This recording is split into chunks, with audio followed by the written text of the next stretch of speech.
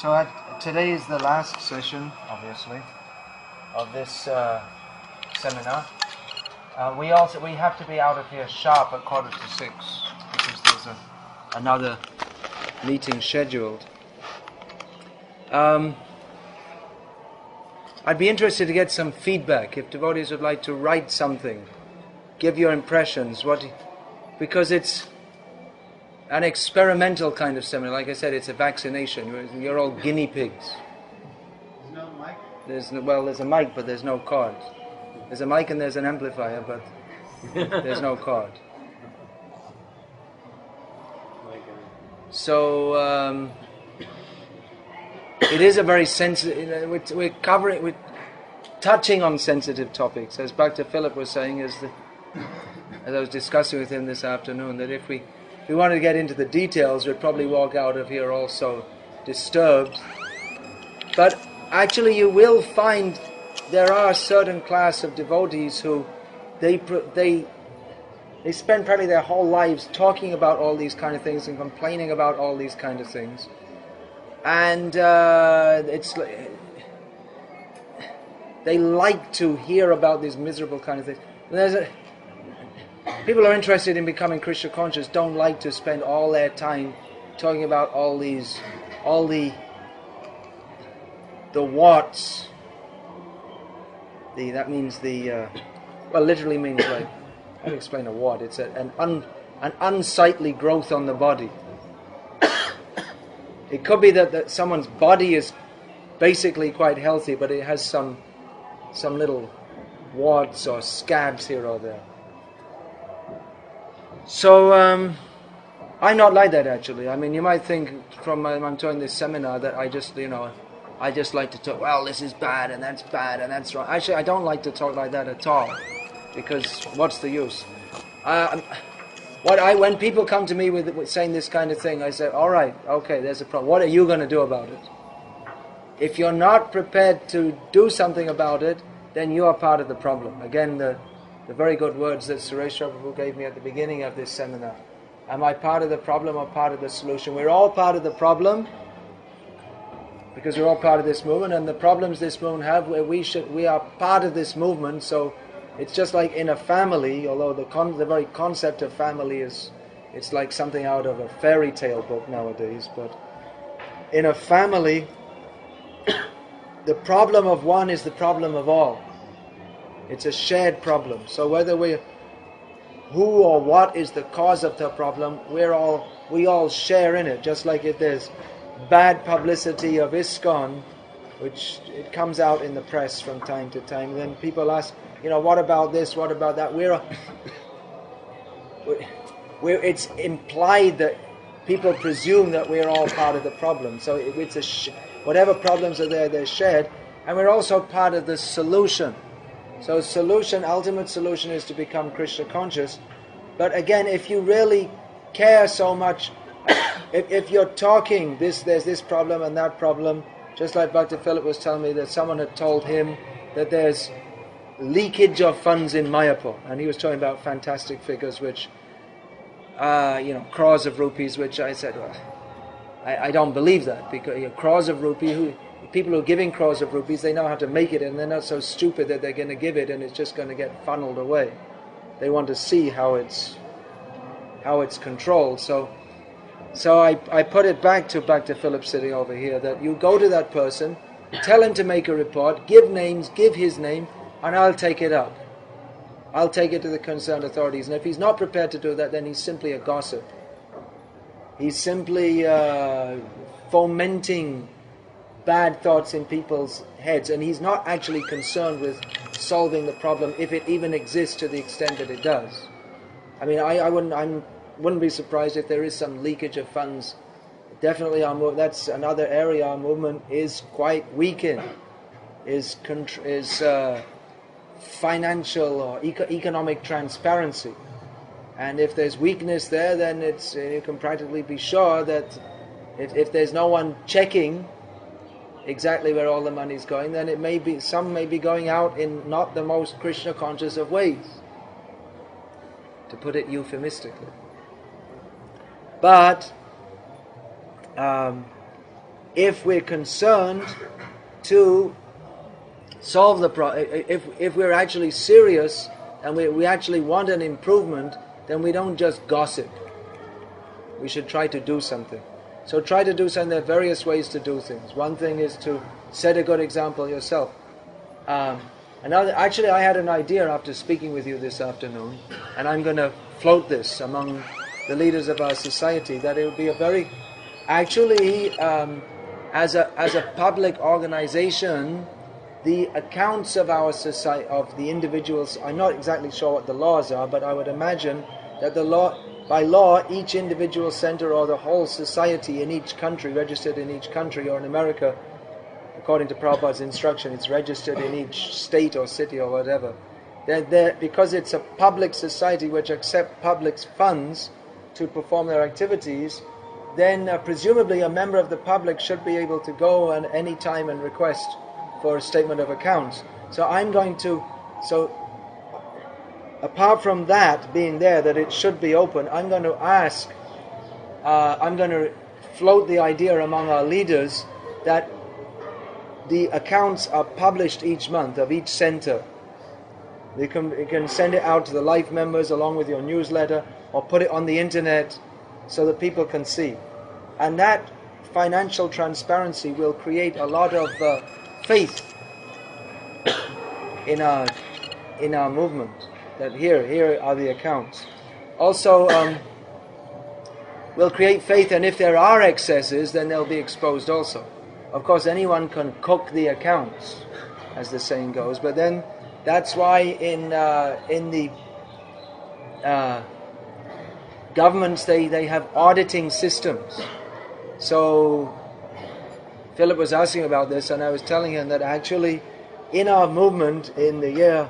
Actually, the initiative started in the year 2002, but it's just coming into shape in the year 2003, after 28 years of our movement, that actually internal auditing is about to become a reality in ISKCON India.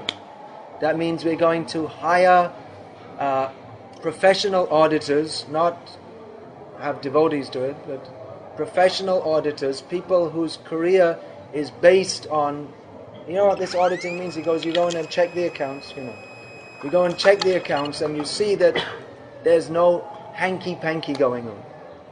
And if there is, you have to report it to the government. The accounts are clear, that the income is as stated, the expenditure is as stated, and especially in charitable organizations, that the expenditure, how it's been spent, it's actually being spent for charitable purposes rather than for the sense gratification of the people who are supposed to be running the charity. So it is, our movement is a slow moving. We don't believe in machinery, right? So everything goes very slowly, it's like cranking up. Everything tends to move very slowly, but it is happening. Moves are there. Again, this morning I was sitting on the Vyasa couch, as Sridhar Maharaj called it. There were two of us sitting. There was a big Vyasa. So he was talking about the big temple, and I mentioned this to him, that after the class, I said, look, there's reports of leakage going on here. And he said, yeah, we got to clean that up before we even start our fund collecting campaign. He told me that Ambarish Prabhu is the major donor. He's very insistent. He's not going to give unless he knows that money's going to go where it's going to go. He's not a multi-millionaire, billionaire, whatever. He's not so foolish that he's going to give money to put ghee on the rice of some corrupt villagers who come and steal all the funds. Yes, there are problems, and our movement, Prabhupada said, it should run on love and trust. So in many cases the trust is all right, but there should be some checks and balances also. And if there aren't proper checks and balances, then the tendency is that if someone's not a completely pure devotee, then the tendency may be that if plenty of money is coming, that some may go 90% for Krishna, 10% for me, then 80% for Krishna, 20% for me, and then eventually 10% for Krishna and 90% for me, and then you get kicked out from the town president post, and anyway you have plenty of money stashed away. So these things are not unknown to happen. Another thing which the auditing will be very useful for is that, apart from out and out corruption, it may happen that a devotee is more or less sincere in doing his job, but he succumbs to temptation. But it may also be that a devotee is doing the job as temple president, and he's has the motive to serve Krishna, but he's maybe a little overly generous in extending the principle of yukta vairagya. Yukta vairagya means that we can use the facilities which Krishna has provided to provide for our needs, but there may be a tendency to live an unnecessarily opulent life in the name of serving Krishna. So these tendencies should be checked. At the same time, if we see, most of our town presidents are householders, and householders have certain needs which brahmacharis can never understand unless and until they become married. So, or sometimes they start practicing when they're in the brahmachari ashram also. They're not supposed to do that. Living an opulent life in the name of brahmachari life. So, grihastas have certain needs, and the tendency of householder life, the tendency is that the needs, especially in the modern consumer society, the tendency is that the needs expand, and there's no end to them. And there's also the consideration of, apart from what are considered the household needs or the physical needs, among householders there are social needs. In other words, it's not enough simply to drive a car, but you should have a car at least as good as every other family on the block. Or you should have a car at least as good as your brother's car, or according to your parents' expectations for you. Your parents expected you to be earning $200,000 a year, so it's not good enough if you're just driving a Toyota Corolla. You should be driving some fancy Chevrolet or something like this. So there are social needs. There's no actual need to have a fancy car, but there are social needs. And so householders, they may feel this, and they may also be some of them are expert in producing funds, they're good in doing business, and they feel that, yes, I should have a car because I'm moving in this level of society, and others say, no, you shouldn't have this kind of car, you're living too opulently. So exactly what it means to be too opulent, that also may be difficult to define. But definitely our movement has been slow in extending to love and trust checks and balances. The trust has extended to virtual blanket trust, that you can. A temple president is practically, he's practically like a god in his own area. He can do whatever he likes, and no one can check him. It's practically like that. So that we find in any area, if the leader is very Krishna conscious and very dedicated, then things tend to develop, and if not. So a lot depends on the local leadership, and usually when someone's in a leadership position, they're usually there, and as long as they don't grossly break the regulated principles or any such thing, they'll go on. So, what are the solutions to all these? Time, that may be one thing. Revolutions are not much in order, they don't usually work. I've seen various revolutions. Devotees have said, we got to throw this guy, I got to throw it out, get him out, and they throw them out, and then usually what happens is that no one, after the leader who's thrown out, they're out, and then whoever comes in, no one has any faith in them because they don't have any faith in any leader, and they can't lead, and the whole thing just kind of collapses. So I've seen in various places where leaders, there were certain problems, but at the same time things were going on. Even there were problems, but there were a good side also, and then there's a big revolution, and then everything's jai, we won the revolution, and then within a short time the whole thing collapses, and there's neither bad things going on nor good things going on, there's practically nothing going on.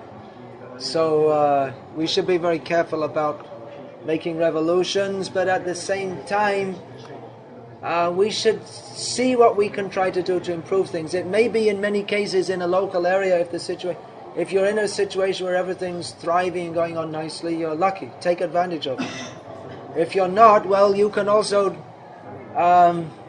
very tactfully try to, you can work with the temple authorities to try to improve things. Sometimes temple authorities are difficult to work with, and sometimes they're content just to keep things as they are.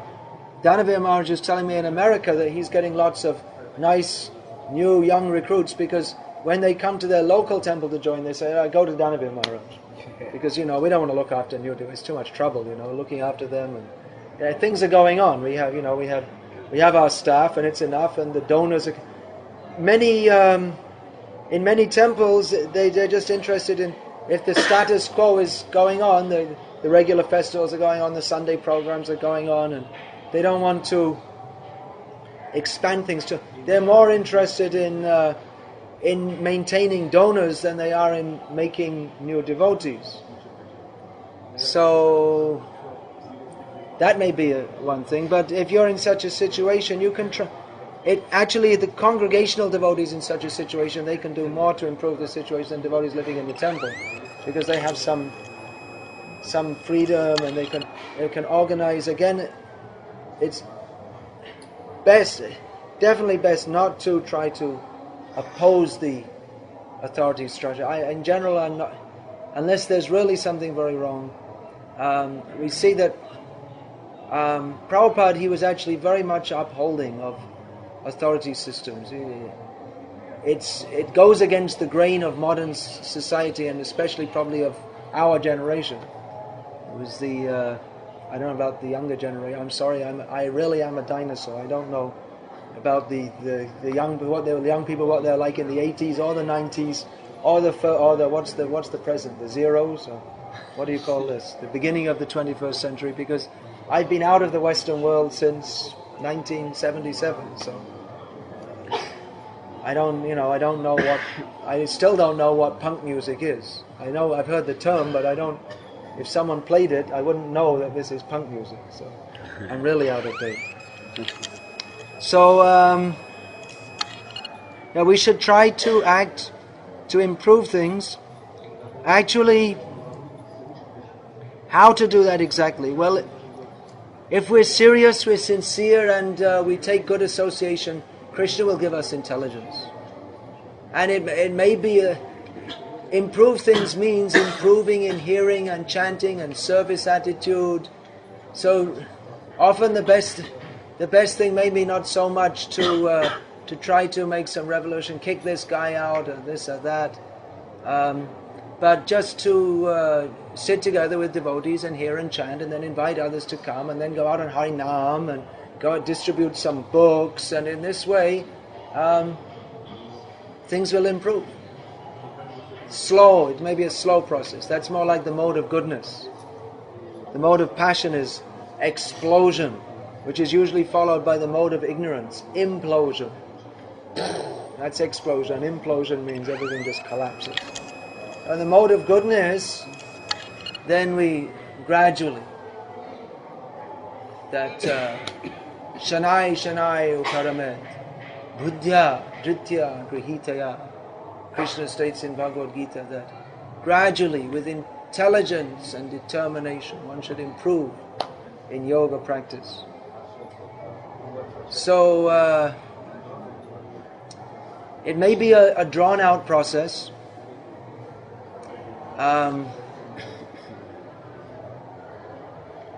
There's a saying in mundane academics talking about how scientific theories, they become replaced. That what happens, there's a certain scientific paradigm which is in vogue and everyone believes this is true. And then another scientist comes along and refutes that.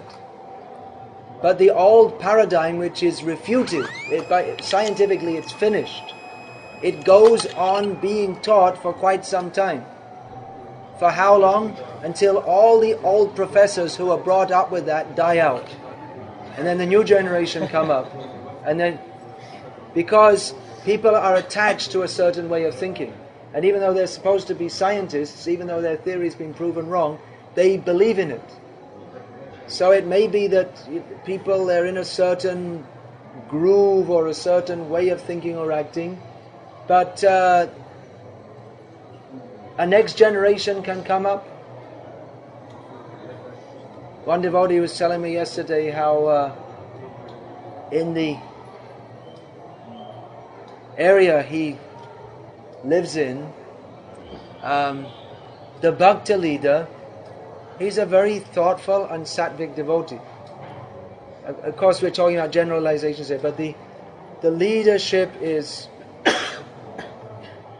they're not so thoughtful. It's just, bring people in, shave them up, send them out on the street, distribute books, and never get married. And even if you get married, you should just not have children and just surrender to the temple authorities. And the only way to be Krishna conscious is just surrender to the temple authorities. That's all you have to do. But not very thoughtful about people get married and they need to have children and they need to have an income and so many things like that. So the Bhakti leader, he's not opposing this, but he's just training up the new devotees without opposing the temple authorities. He's just training up the new generation of devotees to be very, very thoughtful and to understand things according to Shastra. And he's training them up in such a way that he doesn't train them that you just have to follow me. But of course the authority is there, but you should follow and be thoughtful. As Prabhupada said, independently thoughtful person. So the Bhakti leader is confident that, even though the present generation of devotees, they're probably going to get burned out, according to ISKCON lingo, but another generation will come, will be more thoughtful, and they won't just accept that just you have to do what I say because I say. They may go along with they'll be respectful to authorities because they're trained like that, but at the same time they're trained to understand in terms of Bhagavad Gita, what is the mode of goodness, what is the mode of passion, what is the mode of ignorance. Now, another thing, I was speaking with some time ago with one devotee who told me that he just finished reading a book called The Bad Popes. It was a historical work about the Catholic Church. So, you don't have to read this book. I'm not recommending you read it. He read it, so he got the message out of it, and he told me, and I'm telling you. So, the gist, or what he got out of it was that where in the Catholic Church things prospered in a spiritual way, as spiritual as you could hope from the Catholic Church. But definitely, there are certain areas which are more religious and godly and spiritual minded than others. So certain popes were just like completely corrupt and lecherous, and politicians and lecherous, what this means? That means they're running after the nuns. So So during that period when the bad popes were in, then the Catholic Church was a mess. And then when there were more thoughtful and spiritually minded and sincere popes, then things went nicely. So he said that in certain areas of our movement, I'm thinking that it's just a matter of time, that in course of time, the devotees who are there, they're there, Krishna sent them there with a certain purpose, and in course of time Krishna will send others, and then things will prosper. So that was his lookout, that was his view on that situation. So patience is one thing. Patience is one thing, but also, like I said, we can act. Just like if you're a congregational member, you are no doubt legally entitled to ask for the accounts. You can do that. If you think that, if you suspect that there's imbalance in the way funds are being used, you can act. If you don't have to, don't. If everything's going on nicely, then chant, dance, be happy and become Krishna conscious. But if there are problems, as there will be from time to time in certain places in a big worldwide movement which is trying to spread Krishna consciousness all over the world, then one can also act to try to improve things in various ways. Now I want to relate something else here. Harishari Prabhu, a few years ago, he related a dream that one of our godbrothers had had, and as he said at that time, and I'll repeat the same mood, I'll repeat the same sentiment, that dreams, so many people say, I had this dream and that dream, and we don't necessarily take dreams very seriously, but it's like that Prabhupada said, one good eye and one bad eye. Even if Prabhupada didn't say it, even if he didn't say it, it's a good saying which we can take advantage of. We can incorporate it into our understanding of life. So according to this dream, one devotee was complaining to Srila Prabhupada about, in our movement, this is wrong, and that's wrong, and something else is wrong, and that's wrong, and this is wrong, and blah, blah, blah, blah, blah, blah, blah.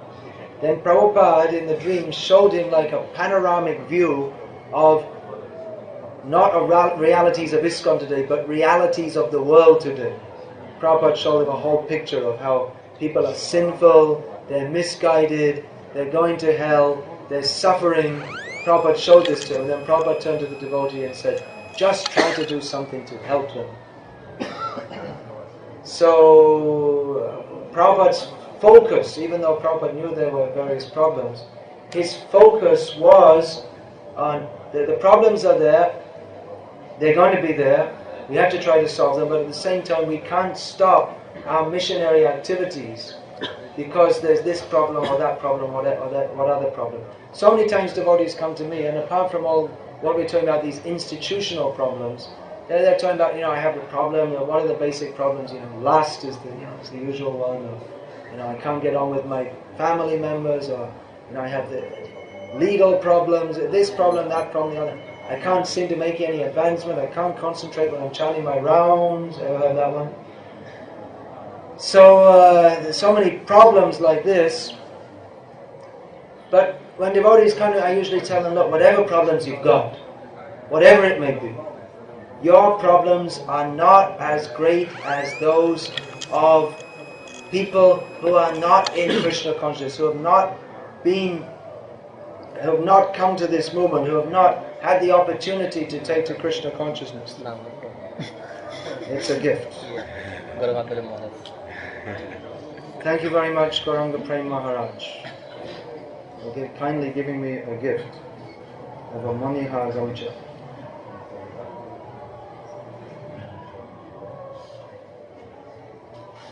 So, you have some lusty desire, or we have some lusty desires, or we can't chant our rounds, probably whatever. But okay, but we're chanting Hare Krishna. We've got the means to get free from birth and death. We've got the means to go to Krishna. What about the people who don't? Whatever our problems may be, they're not nearly as great as those who have not taken to Krishna consciousness. It's like, 50 people have been lined up to to be shot, and someone comes up and complains, I stubbed my toe. Oh, take notice. I stubbed my toe, and there's 50 people getting lined up to be shot. Our problem is not as, whatever our so-called problems may be, those who are not in Krishna consciousness have much greater problems, so we should try to do something to help them. And why we want to improve this ISKCON mission? Well, because it's Prabhupada's movement. We want to uphold Prabhupada's movement. We feel ourselves part of it, but we also want this movement to be as properly functional as possible to do its job of helping the whole world, everyone in the world, to become Krishna conscious. We want that when people come to our centers, that they'll be so impressed by the transcendental atmosphere that they'll feel, now I come home. After many millions of lifetimes wandering in this material world, now this is where I belong. So that it requires a constant endeavor to make our centers and our devotees on this spiritual platform. Prabhupada was so insistent. Everyone has to rise early, attend the temple programs, be fully engaged in Krishna consciousness, the Vaikuntha atmosphere. And if that is there, then there's no reason why this Krishna conscious movement can't spread tremendously. Actually, this movement, Prabhupada said so many times, this movement is supposed to take over the world with Krishna consciousness. And at the present time, practically throughout the world, the field for preaching Krishna consciousness is so good. Anywhere you go, in the West, in India, in some places it may be pretty tough. I'm told in Kerala it's pretty tough, and I don't know, in Taiwan it's, who's that? But even they were saying now people are they're becoming more and more open to that. Thailand, I was there for some time, that was tough. But it's getting better. They're making it. Anywhere where we preach, things improve. This movement has its effectiveness. It does work. By distributing these books, how it happens, Krishna knows. But by distributing these books, the whole atmosphere becomes purified and people become more and more favorable to Krishna consciousness. By distributing books, by holding festivals, by having Harinams, but the whole things change and people become more and more ready to take to Krishna consciousness. So actually the preaching field is very good, especially as people all over the world are suffering more and more and more and realizing it. And Prabhupada states that in a purport in Chaitanya Charitamrita, that the more the Krishna conscious movement is spread, the more the seeds of material enjoyment dry up. The people, they become, the atmosphere changes, that people become hopeless about enjoying this material world. That means they become prepared for taking to Krishna consciousness. But often what happens is like these bogus gurus come in and they mislead people. So, but we have tremendous scope for spreading Krishna consciousness. Tremendous. Prabhupada used to talk about making devotees in the millions, and it's possible in the East and in the West, everywhere. If any devotee, if they have some what's the word? Spunk. What's an ordinary English word for that? Life. Yeah, that's a good word. Prana cheja she hetu prachar. Who has got life he can preach. If anyone has faith, conviction in Krishna consciousness, and they transmit that to others, people will come and they can take it up. But we have to keep first of all, we have to have a vision of what our mission is. Our mission is not simply, like I said, to go once a week or so and have a social party. That is not Krishna consciousness. This movement, it has to be more vital, more dynamic, more alive than the Kamis. The Kamis are working hard. They're working hard to maintain their illusion. So devotees have to work harder devotee means 24 hours a day. We're thinking how to serve Krishna and how to spread this movement. We can flourish as a mission if we know what our mission is and if we apply ourselves to that. So where does that begin? That begins with preaching, Every Brahmin, especially Brahmin initiate means, should be a preacher, should be a first-class example and inspiring others. Everyone should do so. We have a lot of work to do. We have a lot of work to do. If there's any one living being that leaves his body without having taken some prasadam or heard the name of Krishna, then that we should consider that is a disaster. So there's so many ahani ahani bhutani ganchanti hayamalayam. Every day so many people are going, they're leaving their bodies and going to Yamaraj because they didn't get the nectar of Krishna consciousness, they didn't get Prabhupada's books, they didn't hear the Harinam, they didn't come to Mayapur. So we are so fortunate, but we have to make others fortunate. Prabhupada had so many plans there. Now again we're becoming, this is a very good sign that we're becoming confident and enthusiastic to build this big temple. It's not going to go just by going Jai. We have to say Jai, but it's not just by money either. Actually the money is not the main factor. We're talking about millions, I don't know, maybe billions of dollars to build this big temple. But that money will come practically automatically, not that we'll just sit under a tree and it will rain down. We have to do something we have to become instruments in coming in. But if we are actually serious to serve Krishna and serve the Parampara, and we're very seriously cooperating with the mission to give ourselves selflessly to serve Krishna, then this temple will manifest automatically. That's why I was saying it's a test of how much Prabhupada's mercy is with us. That this temple will be built. Of course, again, it's not a one day's job. Even if all the money was brought right now, still you wouldn't build it. It would take quite some time. These big cathedrals in the West, some of them took over 100 years to build. So it will take some time. But this is that we're thinking about it, that we're talking about it, and that we're moving towards it. That means that our movement is alive to take up the challenge. Because if we were just resigned to being a mediocre, another religion, if we were just simply content to be just another so-called religion, then we wouldn't be thinking of doing this stupendous thing, building this temple. Prabhupada said that who helps in building this temple, Bhaktivinoda Thakur will take them back to Godhead. That means that we have to become so Krishna conscious to build this temple. We're going to have to cooperate so much. We're going to have to pray so much. And when that is built, just like Sridhar Maharaj was saying, that people will come and they'll see Chaitanya Mahaprabhu and they'll faint in ecstasy. Whoever saw Chaitanya Mahaprabhu, that's described in Chaitanya Charitamrita, they would immediately become Krishna conscious. That's already happening in Mayapur. That already happens so many times. People come to Mayapur and they just completely change. There are many, many, many instances. Their whole life changes.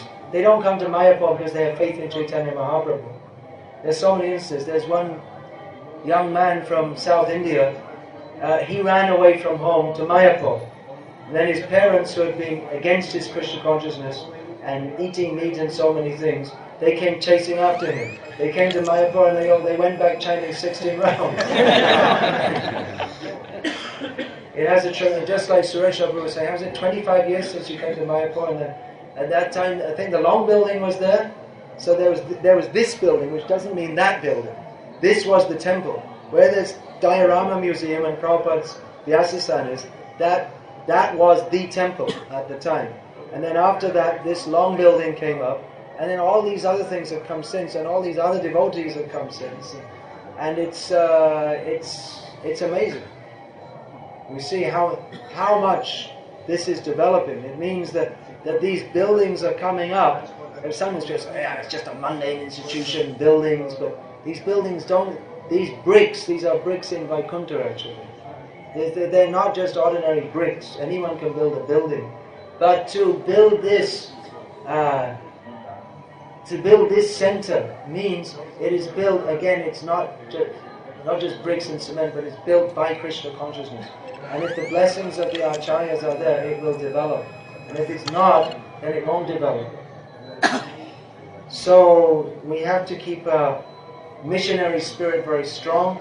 We have to understand that whatever the problems may be, again, the foam and mud, it's there. Try to... Actually, we can't purify. It's offensive to think that we should purify the Ganga. We can purify the Ganga because the Ganga purifies us. But at the same time, the foam and the mud, if it's too much, then you could... If there's too much pollution or extraneous things in the Ganga, then maybe we should do something to try to...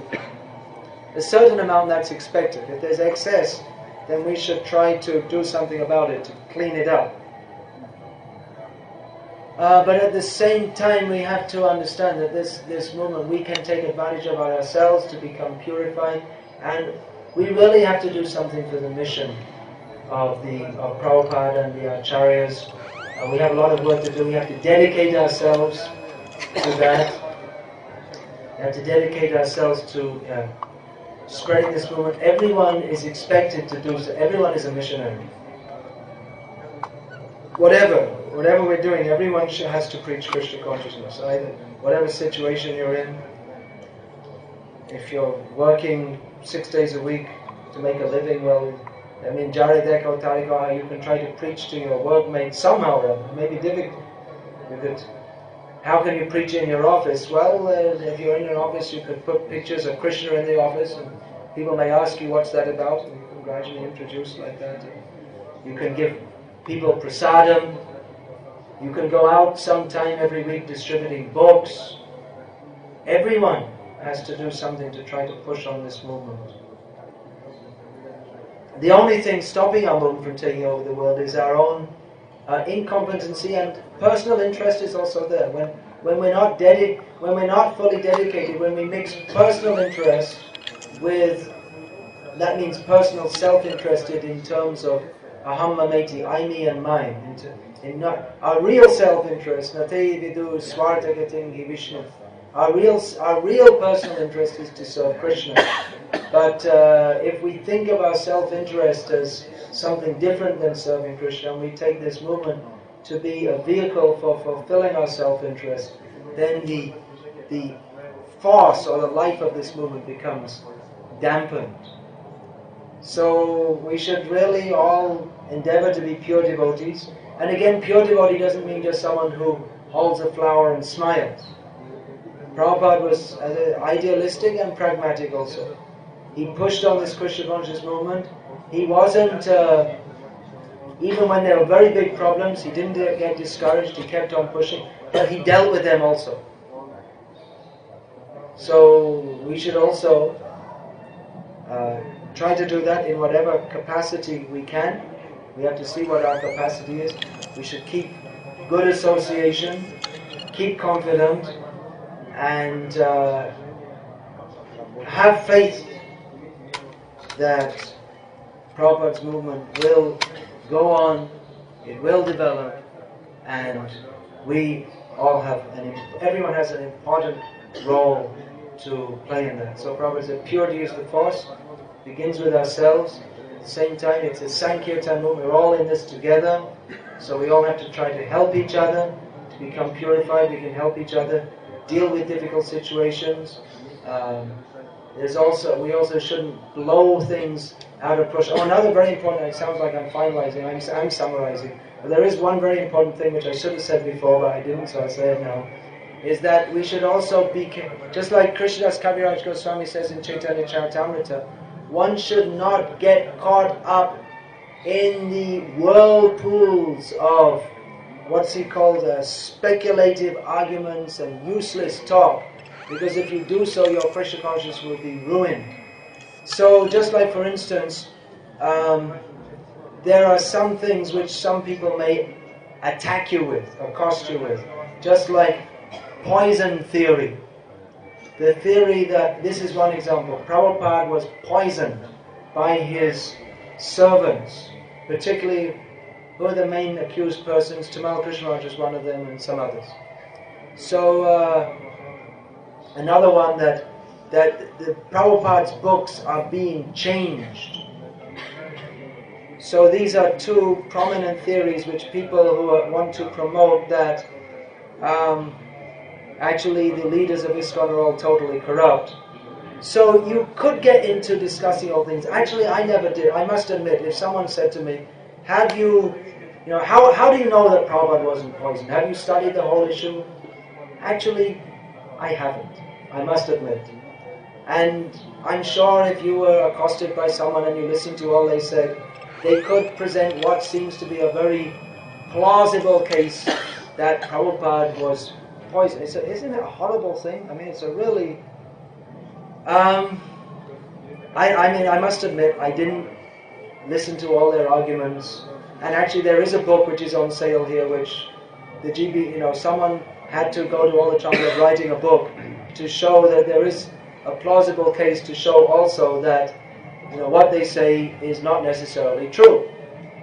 But personally, I didn't really get into it because, what can I say? It's just my gut feeling that, many people had, let's be honest, many people, as Jayadvaita Maharaj said, the day after Tamal Krishna Maharaj passed away, that he said that I know Tamal Krishna Maharaj would, he would appreciate me saying this, or he wouldn't mind me saying this, that never has a person been so much respect and so much loved by so many people who totally disagreed with him. So, no doubt he was a controversial figure in our movement, but poison Prabhupada, it's just too ridiculous. So, and even the thing that you'll find in the Prabhupada conversations, which I read years before this came out, when Prabhupada said, they have given me poison, something like this. He was talking about the medicine they'd given. So they published it, Prabhupada said so many things. One time Prabhupada said, Tamal Krishna Goswami is not a Vaishnava. And some people, they promote this. You see, Prabhupada said. So Prabhupada said some very heavy things, but he called sometimes his disciples rascals, fools, nonsense, and so many things. I don't know if Prabhupada actually said that. There's a report that he said that, but you don't take that as the whole siddhanta.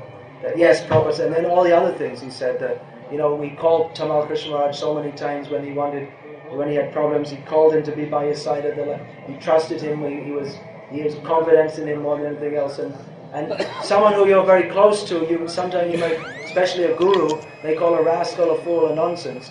But then if you take it that you see this is what Prabhupada really thinks about him, then you are a rascal, a fool, and a nonsense. So I didn't investigate all these things, but I heard, they said that, Prabhupada had this much arsenic, and this proves it. But then I heard that they said that our devotees, the real devotees, the ones I consider real devotees, they sent this to another expert who said that, well, I've got more arsenic in my hair than that, so I should be dead also, if that's what they say. In other words, their so-called proof, it's not proof at all. That's one thing. And then there's the changing books. They're changing Prabhupada's books. Great! I'm so glad that the Bhagavad Gita as it is changed, because the old edition said, for instance, that there is a planet of trees. And we had to distribute these books in India where people know something about Shastra, and where it says, Pitrinam Aryama Chasmi, among the Pitris, I am Aryama, the book, because the editor didn't know what a Pitri was, so when he heard Prabhupada say on the tape, there is a planet of the Pitris, I didn't know what a Pitri was, so he wrote there is a planet of the trees. And then later on, Jayadvaita Maharaj, being very intelligent and authorized by Prabhupada, changed it to what Prabhupada actually said, to Bhagavad Gita as it is, instead of what Hayagriva, who didn't know what it was, what his imagination is. And they're saying that, they changed Prabhupada's books, they're demoniac. But Prabhupada never said there's a planet of trees, and if you want to distribute that book, then it's a disservice to Prabhupada. But they'll come, you see, they're changing Prabhupada's books. These people are crazy. So don't get caught up in these controls. If you go into it, then you can argue this side and that side, and these people are demons, and this is wrong. And it's just, don't waste your time. You've got better things. We should read Bhagavad Gita as it is. Better to read the edited edition. You can become fully Krishna conscious by reading the edition with the planet of the trees. because it doesn't affect the philosophy, but it's a technical point which is incorrect, and Prabhupada never said it, because Prabhupada isn't as stupid as you idiot, that you think there is a planet. You see, Prabhupada said it, there must be a planet of the trees, because Prabhupada said it, but he didn't say it. So don't get caught up in these ridiculous controversies, which won't improve your spiritual life, and is likely to get you involved in Vaishnava Parad. Be intelligent. Being intelligent means that we should see where there's something which is not correct. But to see that something is incorrect when it's actually not incorrect, then that's not intelligent, that's damn stupid. So don't, in the name of being intelligent, don't be over-intelligent. And naturally when there's poisoning things, or God, who knows what next thing they'll invent. Who knows what wonderful imaginative theories people are going to come up with next. That they're building the big temple, but actually what they're really doing, they're making, it's a disguised launching pad for nuclear missiles. You never know, if they can come up with poison theory, anything's possible. So you see, they don't allow people into the deity room. That means, you see, that's the proof that actually it's a top secret chemical weapons go down. So you never know, people better, maybe they'll say that now, you don't know.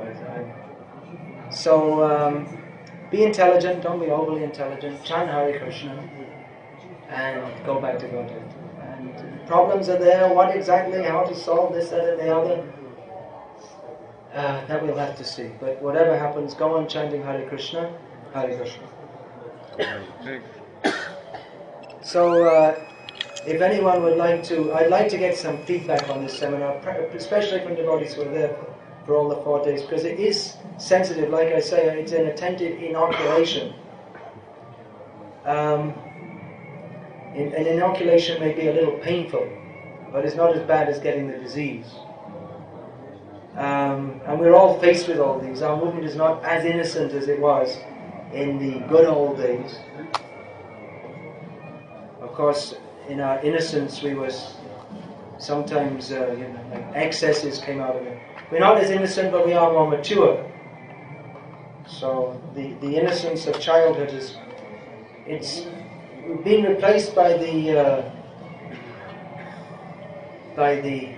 hopefully the wisdom of maturity. So if anyone would like to give any feedback, please write it down and give to me. What are your overall comments? And you don't have to sign your name. If you want to say, I hated it, whatever, please tell me why. No, I want frank feedback. I should have brought pens and papers, but I didn't. But Suresh Prabhu has, so maybe he could donate a few sheets of paper here and there to people who'd like to write. Sorry to put you on the spot there. I'll refund you if you like. Yeah, please. Why don't you give a seminar next year? Suresh Prabhu, he's one of the very unique speaker and writer. He has a wonderfully charming, uniquely charming style, which you don't know about because he hasn't revealed it yet. He used to write for Back to God, isn't it? Starting again now. Very unique and makes points in a manner which seems very light and humorous, but actually very deep and incisive. Unique, really. The truest things are said in jest. Yeah. Today, one theme today you could say is, if we want to look for conspiracy, we should look within. And that's where the real reform starts. It starts with our own hearts. So just before I came over here today, Maharaj, one fellow came to my door, and he wanted to know what was going on in Hawaii, where I'm serving. Going on where? In Hawaii. Hawaii, yeah. Can you get a mic then? You better. Well, no, I think you have to, at this, is it going to, all right, it can go to, okay, but then we have to disconnect this.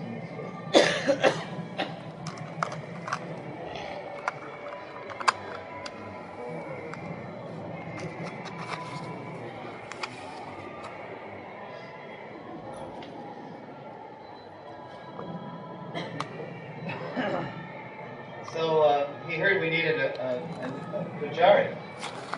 But in the course of speaking with the devotee, I saw that he really didn't know what he wanted to do. So I began to ask him, what does he like to do? What is his passion? Does he have a passion in service?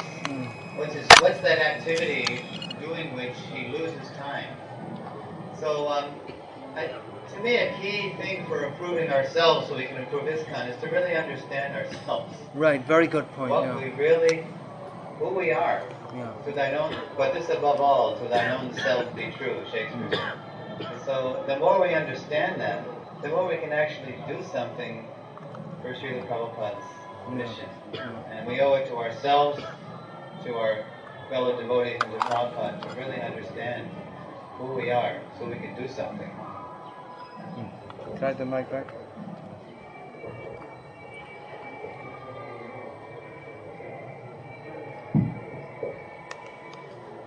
Yeah, that was a very important point. There's one purport in which Prabhupada, he's talking about preaching, how every devotee should preach, but he says that not everyone can be Ramanujacharya and Madhvacharya.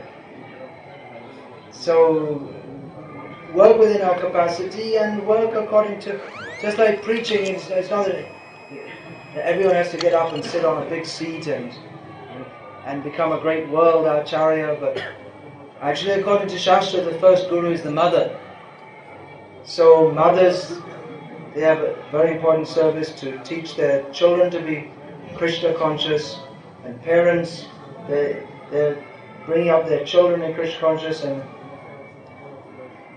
that's another big important area, the lack of of proper family training in our home. We have a lot of social problems also, which I didn't really even touch on. Family life in Krishna conscious. What do we want to do? Then what can we do? If you can, what is your passion? Your music? There are different people preach in different ways. There's one very nice devotee I know who, he himself, he's not like a big philosopher, or he reads the books and this and that, but he likes to meet people and make friends with them. And when he does that, he brings them, after making friends with them, he brings them to devotees he knows who are very good at presenting Krishna consciousness to newcomers. So, like that. So see what you can do. It may take some time. Usually when we first come to the room, we're just trying to find out what Krishna consciousness is all about. That's when all the people, they already know what they're doing, what their life is. So, how to help frustrated devotees, frustrated due to institutional defects in ISKCON. The best thing is to make ISKCON, to show them a vibrant movement. Just like devotees may be frustrated, but if they're still interested in Krishna, they haven't completely gone away, which most don't go away because totally. So if they're frustrated because the temple spirit was lost, and if we can build up the temple spirit and then bring them and show them, then they'll again become enlivened. We see in so many cases. I see many devotees who, they're somewhat disgruntled, and they come to Mayapur, especially for the festival, and they become, in many cases, they just pick up their Krishna consciousness and go on with full enthusiasm and with more pragmatic discretion also. So we can also tell them that, whatever the problems may be, that if we're not able to, of course, lifting up the whole temple atmosphere, that requires a lot of input. It may not be such an easy thing to do. In some, it depends. Different people have different capacities. Some devotees are very charismatic and spiritually inspired, and they can just pick up a whole situation. Others, not everyone has the same capacity. But we can tell individual devotees that maybe whatever the problems of ISKCON may be, that Prabhupada, he didn't come to cheat us. He came to give us something very wonderful. And whatever others may do, they cannot take the gifts that Prabhupada gave to us, they cannot take that away from us. So we can still access that. We still have access to that. It is difficult. Prabhupada gave the example that China, once it's broken, it's very difficult to put it together again as it was before. Do you have some suggestion about training of young devotees in the proper spirit? Yeah, train them in the proper spirit. Do it. Any specific ideas? I mean, it's any suggestions? It's a very wide topic. Yeah, train them to be pure devotees of Krishna. It's also very important, like I was saying in the first session about how when Prabhupada was here, devotees they were in the Nishkam mood, but then later they became more like the Sakam mood. And Sankirtan Prabhu was discussing with me about that later. Now, actually, it wasn't that Prabhupada was just pushing. It was that he was just pushing Nishkam, but at the same time he wanted to establish Varnashram Dharma. Now, it's not that a devotee who gets married and gets involved in marriage means family life, social life, economic life, all these different things, which generally they tend to slow down our spiritual advancement. So it's not that this is necessarily Sakam Bhakti. I should have maybe explained that a little better, a little further. That one can be a Nishkam Bhakta in the Grihastha ashram also. That means that his object is to become a fully pure devotee. But at the same time, he's working with his material desires rather than trying to fully renounce them when he's not spiritually strong enough to do so. So it's not necessarily that a Grihastha devotee who has, as Bhaktisiddhanta Saraswati Thakur called it, a license for sense gratification. That doesn't mean that he's Sakam in the sense that Sakam means that one is cultivating material desires. Rather, one may be Nishkam in the sense that it's also mentioned in Bhagavatam, that one is not just suppressing material desires, but indulging them in a very limited manner, and that also dovetailed in Krishna consciousness. But he's not cultivating the sense that I am the enjoyer of this material world and Krishna is there to help me do so.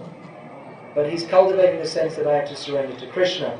But what often happens is, if we don't have a strong enough atmosphere, or we don't have proper guidance, then devotees who were in a Nishkam mood, they can go, when they're in, especially when they're in family life, they can go not just from the platform of dovetailing our materialistic propensities in Krishna's service, but actually take up a materialistic outlook on life, an enjoying mood. So devotees should be trained in the mood of pure devotion, but also pragmatically we should see that when new devotees new devotees means young men and women, starting from age 8 practically or whatever, and many come in teenage years or college years, and then there are others who come at all ages.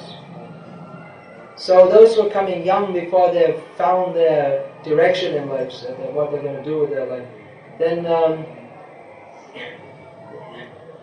these critics of sects or cults, they say that you're taking young people and you're brainwashing them. So of course we don't subscribe to such theories, but at the same time we should be realistic enough to give them, people who are coming, some vision that, alright, because often they're young and naively idealistic, and they think, well, I'll just live in the temple all the life, and the temple will look after me, and this and that, even if I get married or whatever. Maybe often I won't get married, but then later on they find that, well, maybe it's better later on. Maybe it's better that I do get married because, I'm not strong enough to maintain the mode of total renunciation. So it would be good to prepare devotees for that, mentally and practically also. Practically, well, some recommend that, well, you finish your college education, so at least you could get some kind of a job later. That's one approach. I'm not much in favor of that approach.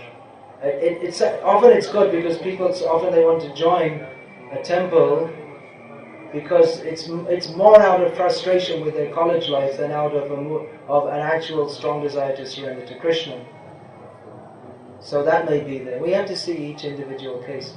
At the same time, a very pressing need is to establish our devotees' own economic solutions, rather than having to go back to the slaughterhouse society, which destroys your spiritual aptitude.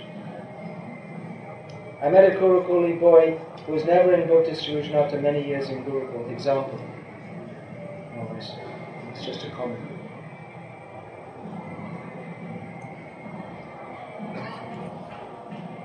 Okay, anything else? If not, then we'll finish it. Pass it way over there.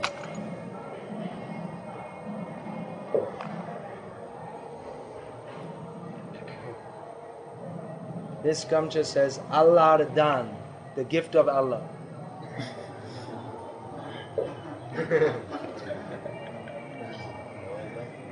People are religious.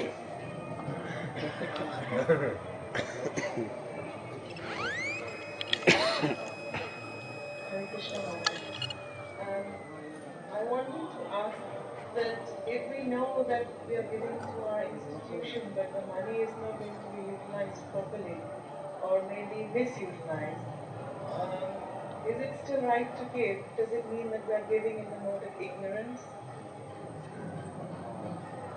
You want to give me back the mic? Yeah, and one more question. And this is my first time that I have ever had so much interaction with other devotees. And I found that there's a big divide. This is my personal opinion. There's a big divide between devotees in India and devotees in other countries. Indian devotees don't trust people from outside.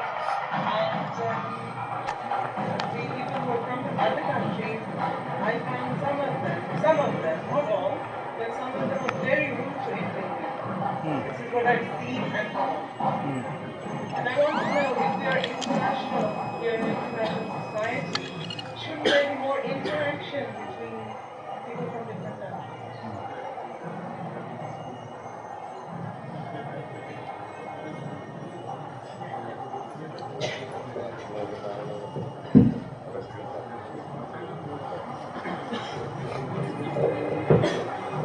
Should we give money to ISKCON if we know it's going to get misused? Well, I wouldn't. But you can give into some. I mean, it's not that every part of ISKCON. I mean, there may be certain persons who you don't trust, but give to someone who you do trust. It's good to give, but give where you trust. Or better, try to get some systems in place that it doesn't get misused. Now, racialism in ISKCON goes very deep, doesn't it? I've heard in America that I don't know what they're called because they changed the name they used to be Negroes and then they were blacks and then now they're Afro-Americans. They keep on changing the name because Negro was considered a bad word and then they changed to black and then that became a bad. It's just like, Mahatma Gandhi, the outcasts, he called them Harijan, and then Harijan is a very elevated term, and then it became a bad term because it became applied to the Harijans, Chandalas and so on. So apparently they're directly, indirectly, they're subject to racial discrimination. And it's there in India also, Western devotees and Indian devotees. It's very petty-minded, actually, isn't it? Very small-minded.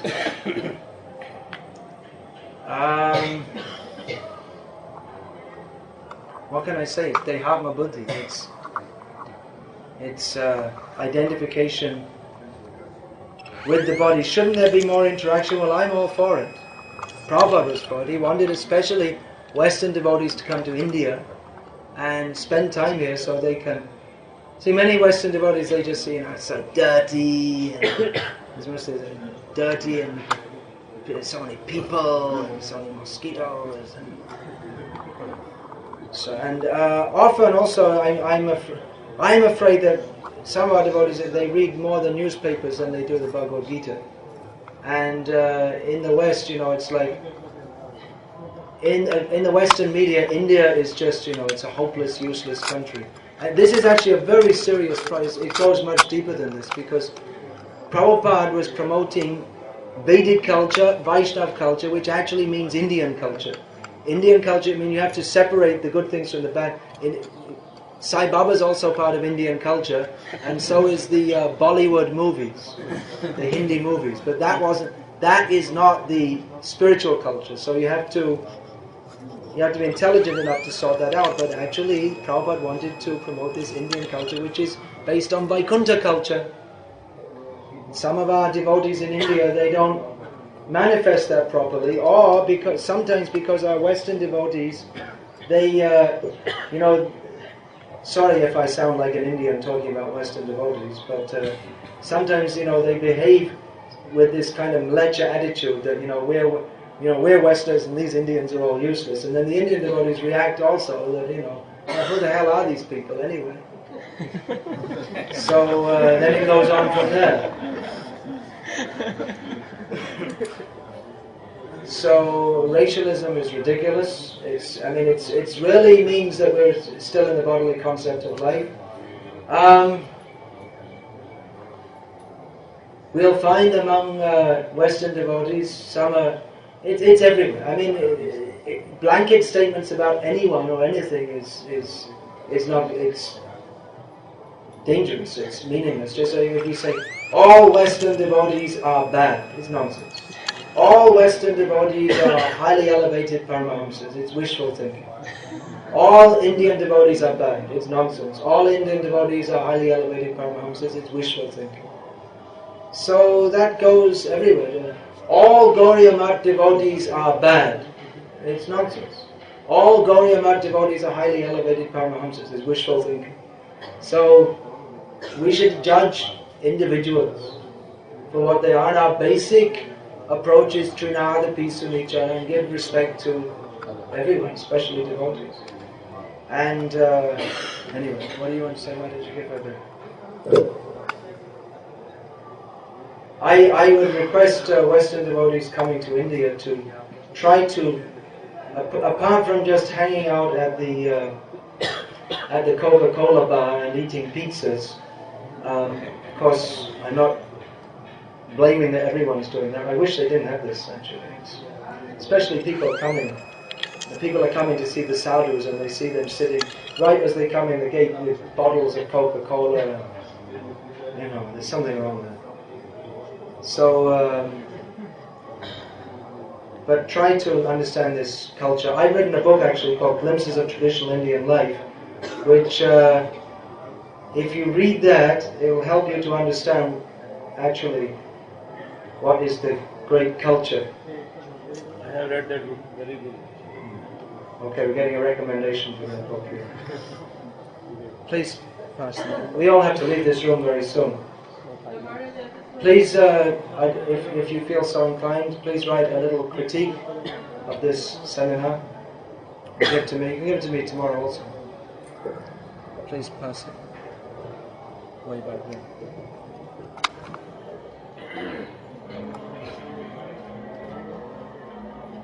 Hare Krishna. No, I just wanted to make a comment because sometimes we suffer from an inferiority complex. That I've got an Indian body, Slave that's why I'm mentality. being mistreated. Because there are a lot of other Indians, I would say, they just look at Western devotees and they say, wow, look at these people, they're so good. So sometimes I think, even as Indians, we suffer from a complex of, and it's wherever, even in Africa, the Africans feel, oh, they're third grade, and we Indians feel we are third grade. So it's not necessarily a Western disease. Okay. It's also our disease. Yeah.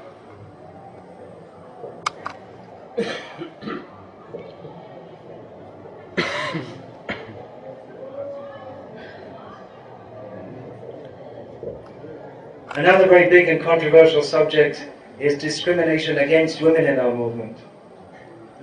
I'm all for discrimination about women, not against. But there should be discrimination between men and women. Just like I was giving an example to a young lady the other night, that in America now in the universities they have co-sexual showers. That means there's no male shower and bathroom or female, the men and women. So, you want to be equal in all respects, then you just become animals, that's all. Anyway, it's a big subject, but Shastra and traditional society and Prabhupada have made discrimination and separation, and let's be frank, although many modern women and men don't like to hear it, actually it's in our movement don't like, but in a social role women are supposed to be subordinate to men. That is what is written in Shastra. We're supposed to follow Shastra. You may not like it, so that's there also.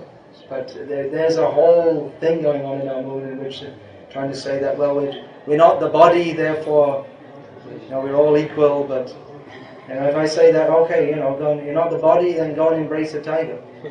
And he's also not the body. So even we're all spirit souls, but still there are different social roles. And particularly, women have a particular kind of body which does something which men can't do, and that's give birth to children. And the role that nature has given them is their natural role is to look after children. But if they're trying to be a town president, or especially younger women who are bearing children, or a GBC or a fighter jet pilot or whatever, then the children don't get looked after. And then in modern America, they go to school, the kids go to school, pull out a gun and shoot 20 people dead. And why? So, I'm just saying very briefly my misogynistic views. You don't know what this word means? I learned it when I was branded on the internet as a misogynist. It means a woman hater. So, that's what you're called. Sometimes called a woman hater because you don't believe in free social roles for women. But as Prabhupada said, freedom for women means they're cheated by the men. Because the men don't take responsibility. They enjoy the women and they leave them. Have fun. See you later. Not much, a lot later. And you keep the baby. You keep the baby and look after them. So yes, I'm against equal rights. Equal rights, spiritual rights, and equal opportunities spiritually, but different social roles for the sober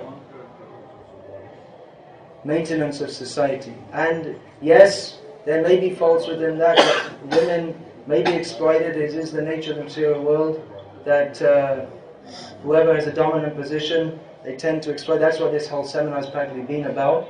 But there should be checks and balances to check that. There should be checks and balances to check that, but then it's not that we can invent a better system than that given by Krishna.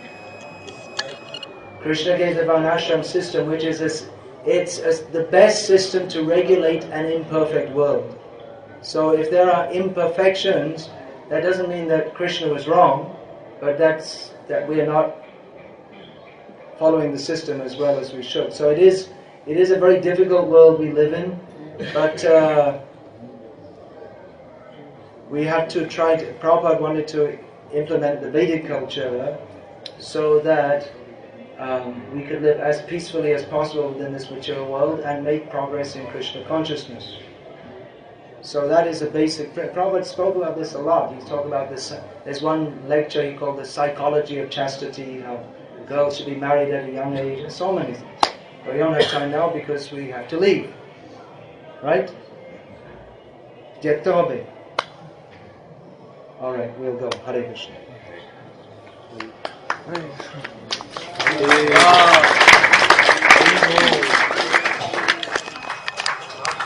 Wow.